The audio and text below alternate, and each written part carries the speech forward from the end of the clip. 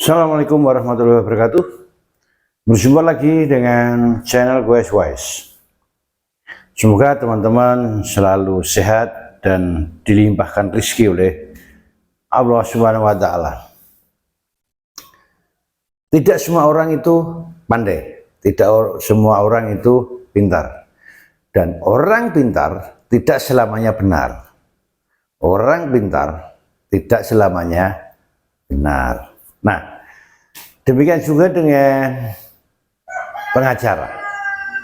Ada sebuah momen, ada sebuah tayangan di mana salah satu pengacaranya Roy Suryo diketawain orang satu studio pada acaranya Aiman, Rakyat Bersuara. Kemudian juga ada sebuah momen di mana salah satu pengacaranya Dr. Tifa itu, saya nggak tahu ini kepleset ngomong, salah ngomong, atau memang ininya nggak sampai pada permasalahan hukum, padahal dia seorang pengacara ya, sehingga pada momen itu sebelum dia selesai ngomong, Dr. Tifa dan pengacara lain menyadari kesalahan itu, sehingga dia segera diganti, disuruh berhenti dan diganti oleh pengacara lain ini untuk berbicara. Itu kelihatan sekali ya. Jadi memang, nah kenapa pengacaranya Roy Suryo diketawain seorang studio, dan seperti apa omongannya pengacara Tifa, nanti kita lihat tayangannya.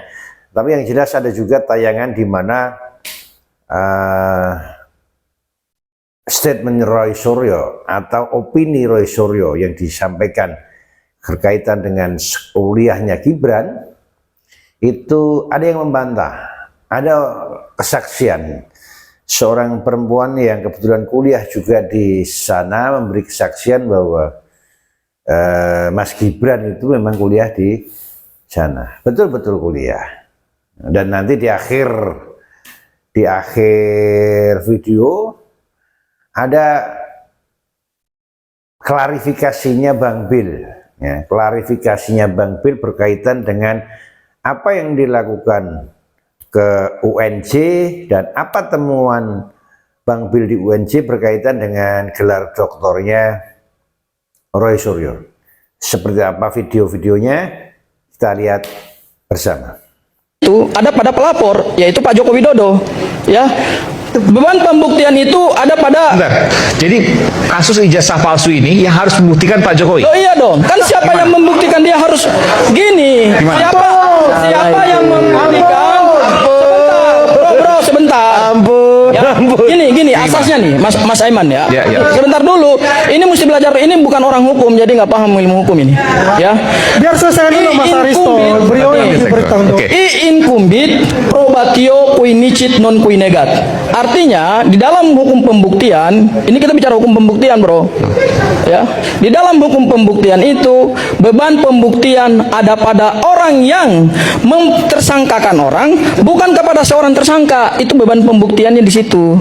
Ya. Jadi ketika seseorang mendalilkan bahwa nama baiknya dicemarkan, kehormatannya diserang, maka dia harus bisa membuktikan itu kepada proses penegakan hukum. Misalnya gini, kita bicara real, misalnya gini, Pak Jokowi merasa bahwa dia dicemarkan, sebenarnya gitu, dia dihasut. Dalam konteks hukum pembuktian. Ya sebentar, Pak Jokowi merasa bahwa dia dicemarkan, dihasut, dikatakan ijazahnya palsu padahal asli, katakanlah seperti itu. Lalu Pak Jokowi harus membuktikan apa? Ya artinya, gini, artinya di dalam penegakan hukum ini kita akan melihat sejauh mana bukti-bukti yang dimiliki oleh Pak Joko Widodo itu kemudian akan terbukti secara meyakinkan di dalam proses persidangan. Gini, pembuktian itu kan dia berimbang, Mas Aiman, dan harus diingat, bukti-bukti yang saat ini ada di Polda Metro Jaya itu kan baru bukti-bukti sepihak. Buktinya dari Pak Jokowi, buktinya dari UGM, buktinya dari saksi-saksi yang dihadirkan oleh Pak Jokowi. Sistem pembuktian hukum pidana kita itu mengenal adanya pembuktian yang berimbang. Maka itu kami akan menghadirkan saksi ahli maupun Bukan. saksi meringankan. Pertanyaan saya belum dijawab. Jadi kalau seandainya Pak Jokowi merasa bahwa dihasut, dicemarkan nama baiknya, dikatakan palsu, bagaimana Pak Jokowi harus membuktikan itu? Ya artinya ijazah Pak Jokowi itu harus dibuktikan terlebih dahulu. Kami sebagai advokat terdakwa, sebagai advokatnya Dr. Tifa, tidak akan bosan-bosannya menyatakan, menegaskan bahwa pokok perkara ini adalah perihal kajian yang dilakukan oleh Dr. Tifa terhadap dokumen digital yang dimuat oleh Dian Sandi, ya, kemudian dikaji oleh Dr. Tifa.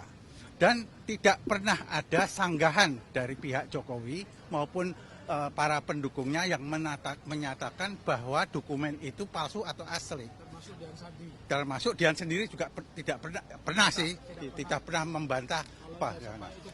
Jadi yang dikaji adalah sebuah dokumen digital, ya, dan itu adalah objek benda mati. Artinya benda mati itu dia tidak punya perasaan.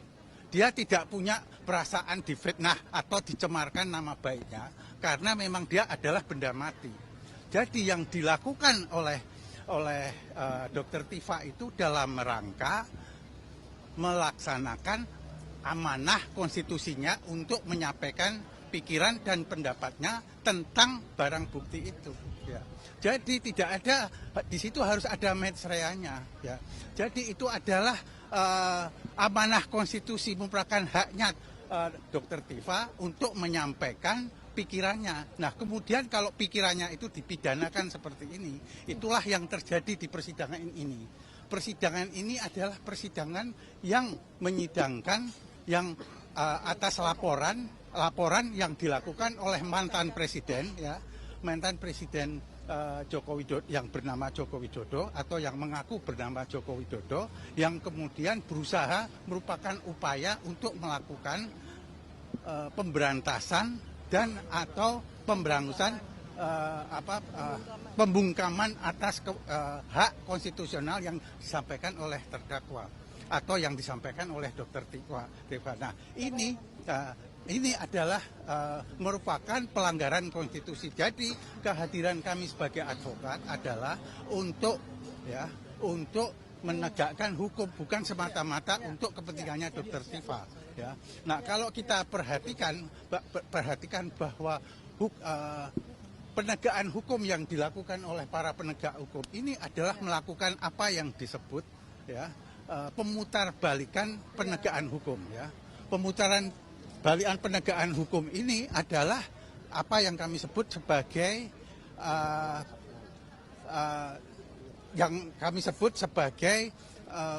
pemutarbalikan proses penegakan hukum atau yang disebut adalah yang kami istilahkan sebagai reversal of judicial process. Apa ini artinya? Yang seharusnya dijadikan terdakwa itu adalah Joko Widodo, namun kemudian yang didudukkan sebagai terdakwa adalah proses sebaliknya, yaitu Dr. Tifa.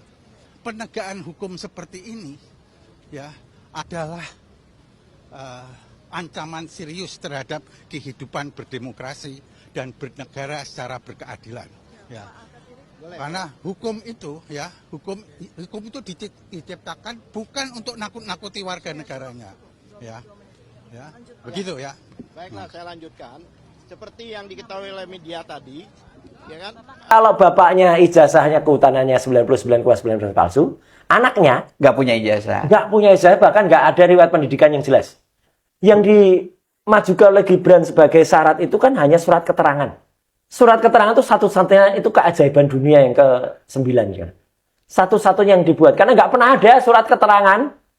Ketika kami datangi langsung, dan itu ada rekamannya, itu tidak pernah terjadi karena dulu itu kalau ada penyetaraan itu formatnya nggak kayak gitu. Penetapan ya. Iya, yang pernah dilihat oleh Mas Tiardi kemarin kan suratnya kan banyak surat keterangan. Iya. Ada nama, Iya. dan lucunya ada nama orang tua. Iya. Buat apa surat keterangan ada nama orang tua untuk menunjukkan dia anak siapa? Iya. Dan paling parah lagi, itu surat keterangan, Mas, kalau diperhatikan kemarin dibawa oleh Pak Suban Palal, itu surat keterangan untuk daftar dia selaku wali kota. Ketika kemudian digunakan untuk wapres, harusnya kan terbit lagi surat. Lah kok surat itu dilegalisasi? Cuman oleh kepala TU. Jadi ibaratnya kan ada surat, ada ijazah, kemudian dilegalisir, yang legalisir itu minimal adalah dekan, minimal, ya toh? Atau bahkan rektor. Masa pegawai TU yang melegalisir itu surat yang melegalisir surat keterangan itu kan pegawai TU. Untuk pemilu 2024. Untuk pemilu. Untuk dia jadi cawapres. Ini kan kebetulan, apalagi surat itu sama sekali tidak benar. Karena di surat itu disebut penyetaraan untuk grade 12. Ya, 12. Nah, untuk menjadi setara dengan SMK. Mas, dan semua bersahabat, istilah grade itu tidak ada di Australia. Nggak ada Adanya ya? years. Years. Nah, grade itu istilah Singapura. Singapura ya. Jadi ini dulu di tahun Gibran itu ketika dia ngaku di UTS. UTS itu yang kata Pak Suban itu masih berupa hanya matrikulasi. Bimbel lah, bimbingan belajar. Dan waktu Matrikulasi. itu baru ada untuk jurusan bahasa Inggris, peningkatan untuk bahasa Kemampuan. IELTS-nya Inggris. mungkin. Iya, bukan untuk kemudian setara dengan manajemen atau akuntansi itu. Terus kemudian datang ke bekas sekolahnya, Iya, itu iya. pengakuannya dia hanya sekolah di situ selama 6 bulan. Padahal minimal sekolah di situ 9 bulan. Dan yang Iya, paling iya, iya. telak, Pak Setiadi besok akan saya bawakan kalau pas kita ngobrol itu, teman-temannya semuanya menunjukkan sertifikat lulus dari UTS Insert itu. Oh. Ada sertifikatnya. Nah sekarang kita tantang, Gibran punya nggak itu? Pasti nggak punya. Iya. Nah dia kurang 1 tahun kok. Dia hanya kelas Iya. 1, kelas 2, Iya, kemudian iya. nggak ada kelas 3, tiba-tiba terbit ini. Iya, iya, Oh, iya.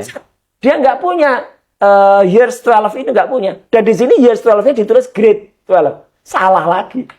Iya, iya, iya. Pokoknya boncos lah pendidikannya dia itu. Iya, iya, Jadi iya. ini lebih parah dari bapaknya. Saya Dian Hunafa. Saya salah satu alumni MBIS. Saya pindah ke Singapura sejak 2018. Jadi kalau dibilang saya buzzer atau apa, saya nggak kenal siapa-siapa di Jakarta karena saya sudah pindah tinggal di Singapura sejak 2018, jauh sebelum Bapak Gibran mencalonkan diri sebagai wakil presiden. Yang waktu itu baru muncul katanya Pak Gibran mau mencalonkan jadi wapres, kemudian ada orang mempertanyakan ijazahnya. Di situ saya ya udah deh, saya sekalian aja ke MBIS nunjukin. Oh, dan ada yang bilang MBIS itu kampus ruko kan, makanya saya tunjukin nih kampusnya nih punya gedung sendiri, ada asrama mahasiswa. Jadi kalau orang bilang kampus ruko, ijazah bisa beli, di situ saya mencoba membuktikan. Ya, luar biasa, luar biasa.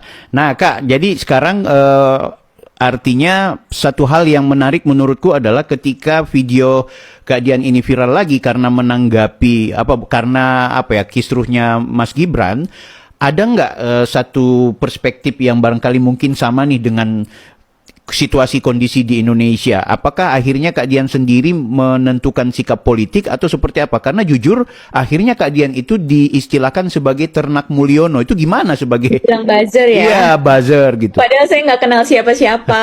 Jadi sebenarnya di sini saya masih berusaha untuk netral. Oke. Saya cuma mau berusaha meluruskan ya. Iya. Karena tiba-tiba rame lagi.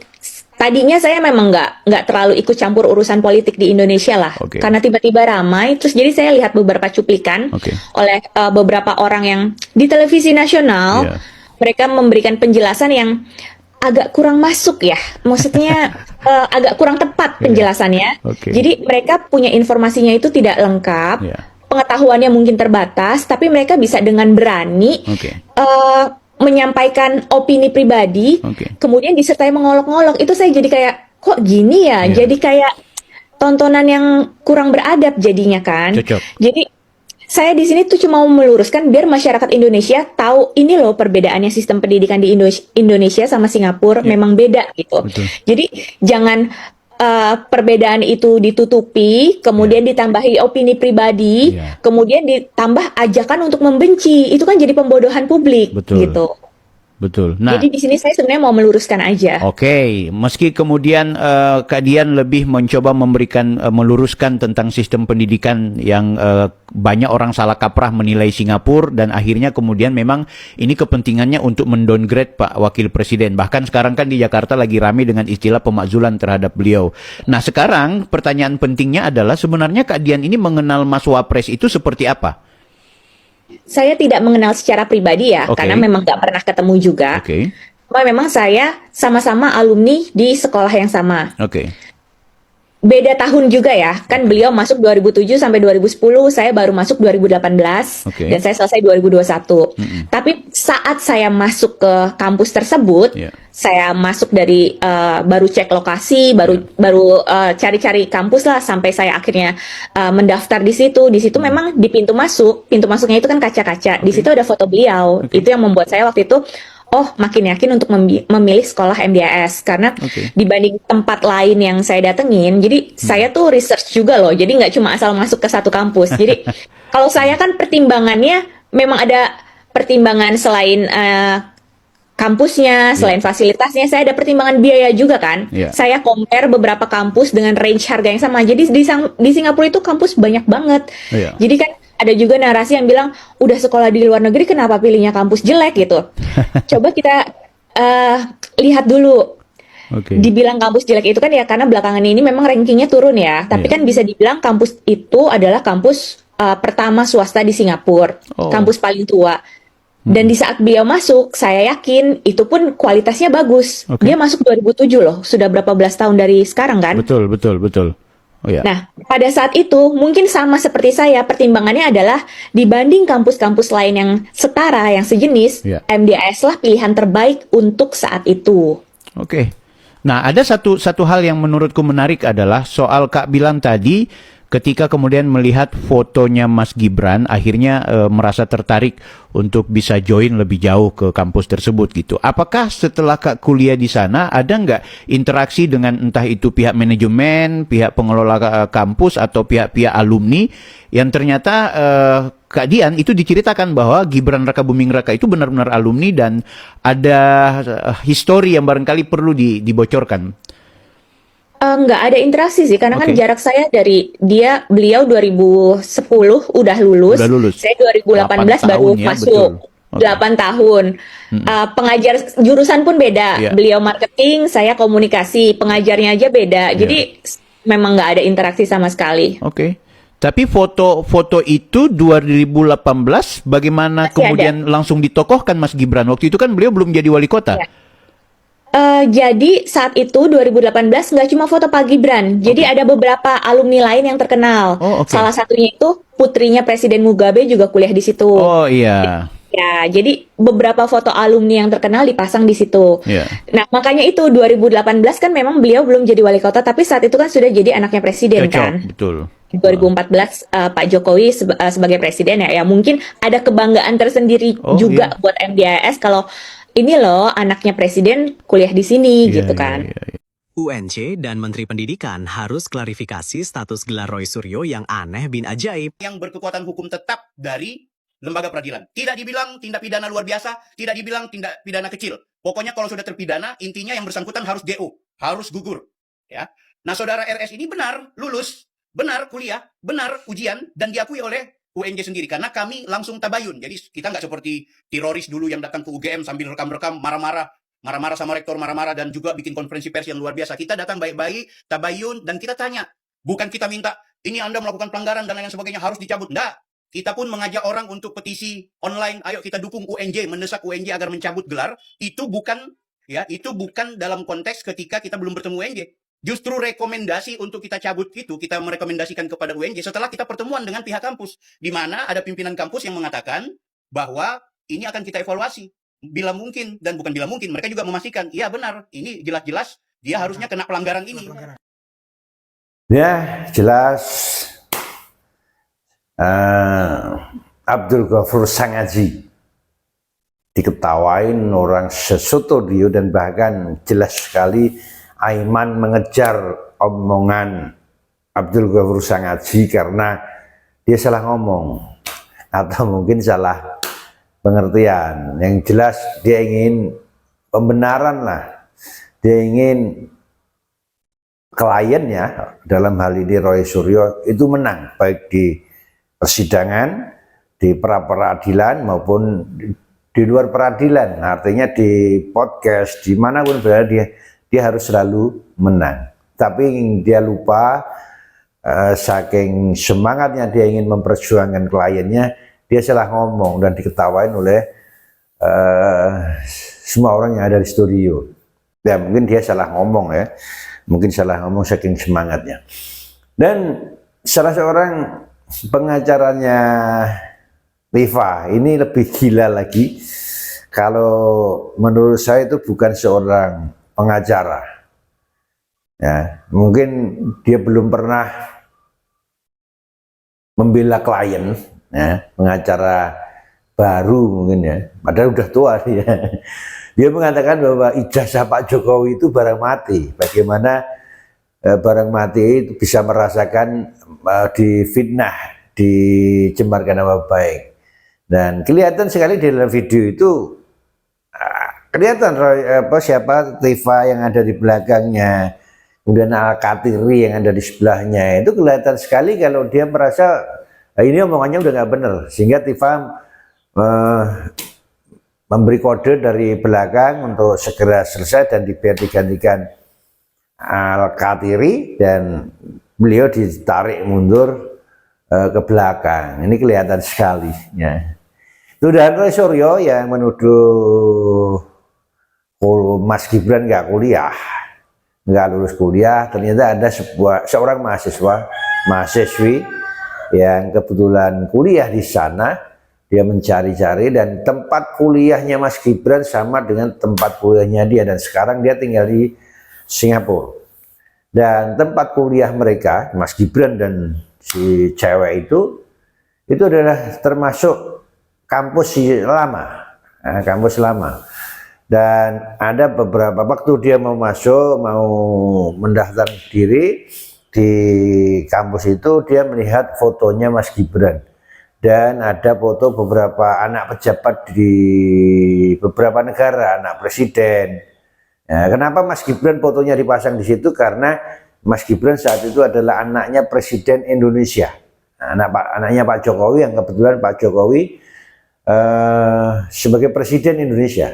Sehingga untuk mungkin menarik minat calon-calon mahasiswa dari luar negeri, makanya foto-foto anaknya presiden di seluruh dunia yang kuliah di situ dipasang, sehingga banyak, biar suatu wujud promosi lah ya.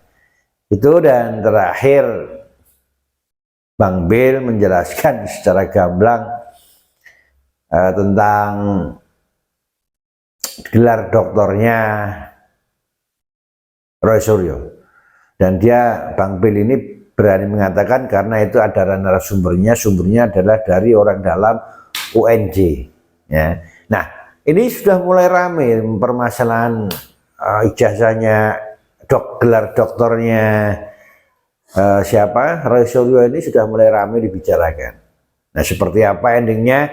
Apakah gelar doktornya Roy Suryo akan dicabut, atau bahkan Roy Suryo akan menuntut Bang Bill dan teman-temannya? Ikuti terus video Quest Wise. Wassalam.